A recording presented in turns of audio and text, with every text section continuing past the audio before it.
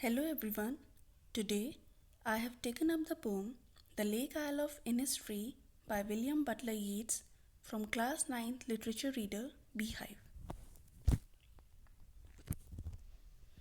Let's read something about the poet first. William Butler Yeats was born on 13th June 1865 in Ireland. He was an Irish poet. In December 1923, he was awarded the Nobel Prize in Literature. Yeats was a symbolic poet. He chose words which, in addition to a particular meaning, suggest other abstract thoughts as well. He died on 28 January 1939 at a hotel in France. So, now let me introduce you to the poem. The poet reflects on the tranquility of life. We can enjoy happiness when there is peace of mind, and that peace of mind we can find only in the lap of nature. This poem tells the poet's longing for the peace and tranquility of Innisfree, a place where he spent a lot of his time as a boy. The Lake Isle of Innisfree is the name of a place near the coast of Ireland. It is a very quiet place, and that is the reason the poet wants to go there. Yeats wrote this poem while leading a busy life in London and remembering his refuge in rural Ireland. So, two themes of the poem can be nature versus civilization and simplicity versus materialism. Now, let's discuss the summary. The poet says that he is going to Innisfree to build a small simple hut in the lap of nature. He will grow 9 bean rows and make a honeybee hive there. He wants to live alone in peace to enjoy the beauty of nature. He has a desire to enjoy the life of countryside.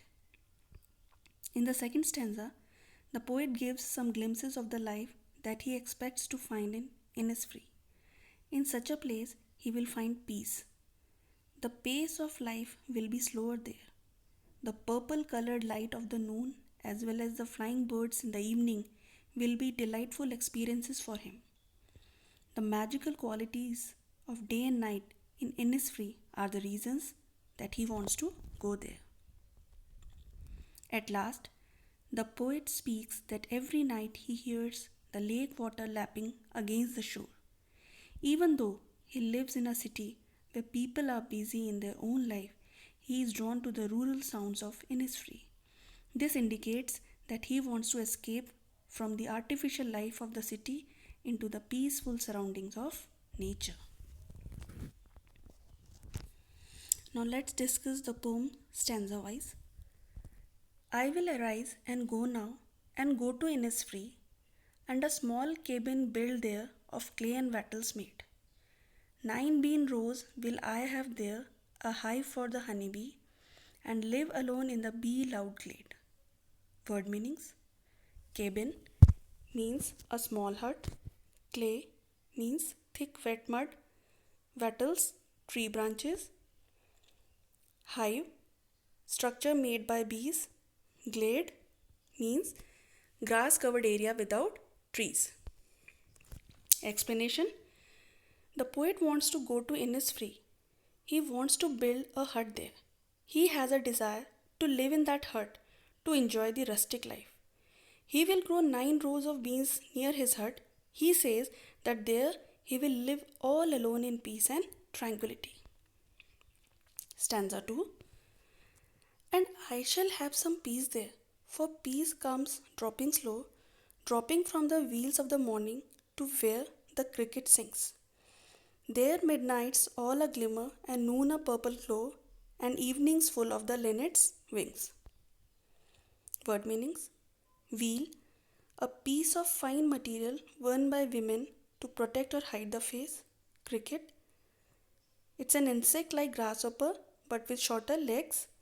Glimmer means something which is shining. Linnet, a small grey and brown bird with short beak. Explanation. The poet says that he will have some peace at the island. The peace will come slowly in morning.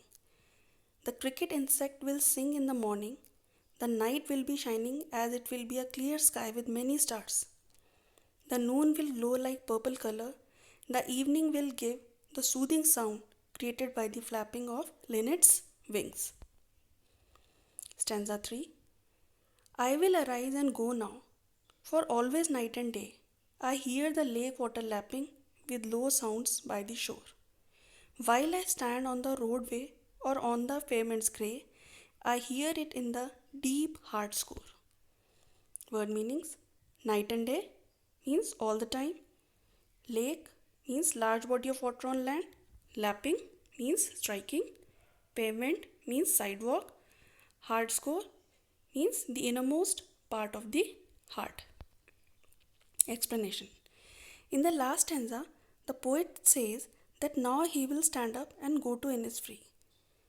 The poet is standing on the roadway or on the pavements of grey color, the color which epitomizes decay. He compares that with the natural beauty of Innisfree.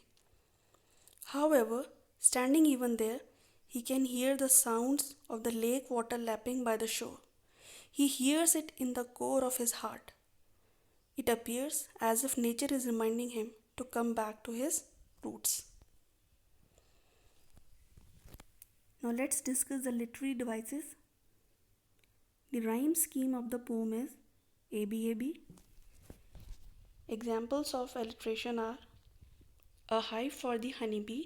Here, H sound is repeatedly used. Second, the lake water lapping with low sounds. Here, L and W sounds are repeated. Example of repetition is I will arise and go now. It is repeated in stanza 1 and 3. There is a good use of metaphor in the poem. Now, what is metaphor? The metaphor is a figure of speech in which two unlike objects are compared by identification or by substitution of one by another. Example, wheels of the morning. It is a metaphor for the clouds in the morning sky or maybe the fog of the early morning. These could all appear like wheels that are lifted once the sun rises. Personification. What is personification? A poetic device in which human traits are attributed to something abstract or non-living. Example of personification: the wheels of the morning. Here, morning is personified as a woman whose face is covered by a wheel. The fog or dewdrops in the morning atmosphere form the wheel. In this poem, William Butler Yeats captures the longing for home and peace quite beautifully because Yeats spent his childhood there in the county Sligo, to which Innisfree belongs to. Nature has a great healing power. When we sit in the lap of nature, we forget our sorrows. So, as human beings, our friendship with nature is quite essential. I hope you all liked the video. Thank you.